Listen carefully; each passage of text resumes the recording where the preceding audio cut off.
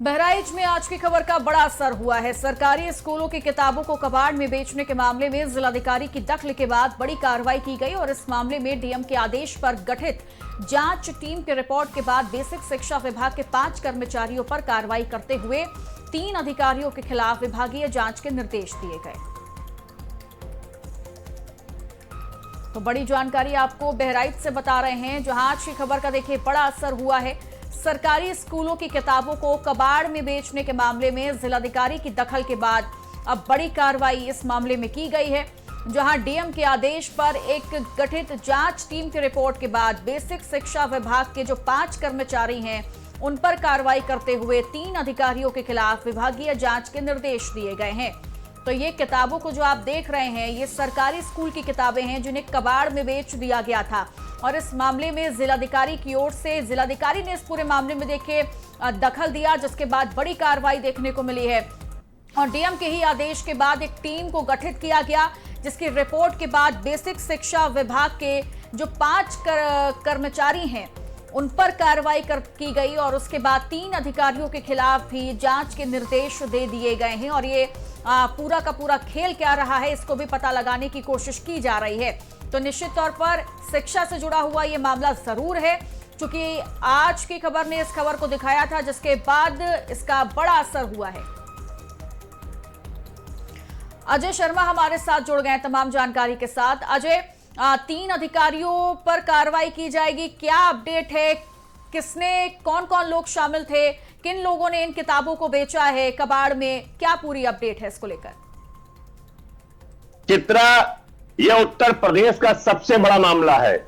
यह बहराइच का वो घोटाला निकला है जहां से शिक्षा की संस्कृति बनती है। बहराइच में बेसिक शिक्षा अधिकारी जो बहराइच के पड़ोसी जिला गोंडा का रहने वाला है, उसने बहराइच पे सिंडिकेट बनाकर काम किया। बड़े बड़े ठेकेदारों को उसने पाल रखे थे और उस ठेकेदार के माध्यम से बहराइच जिले को लूटने का काम किया है। शायद यही कारण रहा है कि बहराइच जिले के अंदर आज ऐसी तस्वीरें निकली है। बहराइच जिले के अंदर बेसिक शिक्षा अधिकारी आशीष सिंह पर तमाम गंभीर आरोप लगे। आरोपों की फेहरिस्त ये रही कि किताबें कौड़ियों के भाव यहां बेची गई और यहां पर आउटसोर्सिंग एजेंसी के माध्यम से सैकड़ों नियुक्ति के लिए बहुत बड़े कुछ रचे गए। बहराइच में सबसे बड़ा घोटाला आउटसोर्सिंग एजेंसी के नाम पर बेसिक शिक्षा विभाग में हुआ है और उसके नोडल अफसर भी इन सब पूरे मामले में शामिल रहे हैं।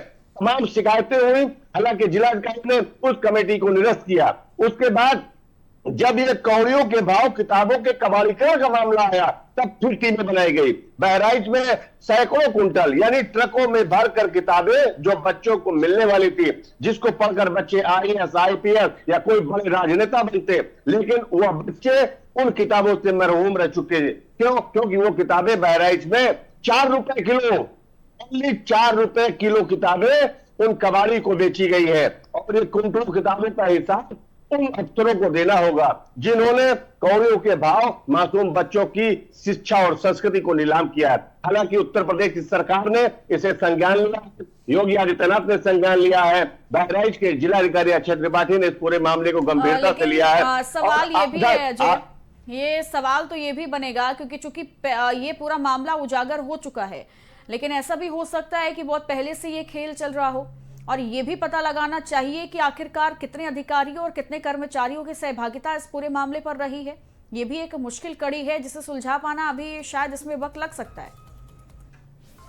निश्चित तौर से चित्रा, ये तो प्यादे है, ये अफसर भी हो सकता है प्यादे हो। क्यों? क्योंकि बहराइच जिले से निकला मामला हो सकता है कि इस तरीके का सिंडिकेट उत्तर प्रदेश के 75 जिलों में चल रहा हो। अब इसकी फेहरिस्त तलाशनी होगी और सिरे से सिरा पकड़ना होगा, क्योंकि इस पूरे मामले में बहराइच के आधा दर्जन अधिकारी फंस गए हैं। उनकी गर्दनें अब फंस चुकी है, तो बचेंगे नहीं। उनके खिलाफ विभागीय कार्रवाई होगी, शासन को लिखा जा रहा है। कुछ लोग सस्पेंड हो गए हैं, कुछ बर्खास्त हुए हैं, कुछ लोगों की गिरफ्तारी भी हो सकती है। यह सबसे बड़ा सवाल है। बहराइच में आज की खबर का इतना बड़ा असर हुआ है कि आज पूरा देश देख रहा है। फिलहाल जब आज ये इंतजार रहेगा कि इस पूरे मामले पर क्या कार्रवाई की जाती है और क्या कुछ पता चल पाता है। बहुत बहुत शुक्रिया अजय आपका तमाम जानकारी।